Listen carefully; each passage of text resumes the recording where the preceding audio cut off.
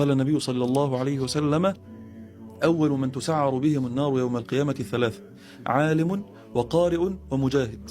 يؤتى بالعالم فيقول له الله عز وجل: فيما تعلمت؟ فيقول: يا رب تعلمت فيك وعلمت فيك. فيقول الله عز وجل له: كذبت. وتقول الملائكة: كذبت، بل تعلمت ليقال عالم. منافق.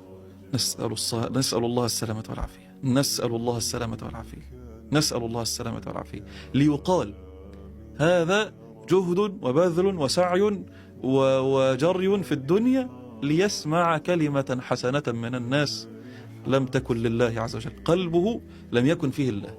ثم يؤتى بالمجاهد فيقال له: فيما جاهدت؟ فيقول: يا رب قاتلت فيك وقتلت فيك. فيقول الله عز وجل له: كذبت. وتقول الملائكة: كذبت، بل جاهدت ليقال جريء، ليقال شجاع. وقد قيل، والعجيب انه قد قيل هنا توحي لك بمعنى هامش فيصل. ما هو هذا المعنى؟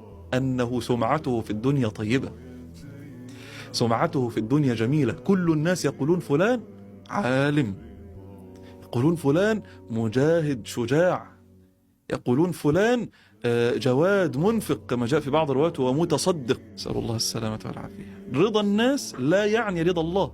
ولو انتشر الثناء ما بين المشرق والمغرب، هذا لا يعني أن الله عز وجل راض عنك ما دام هناك إشكالات قلبية عندك لم تعالجها.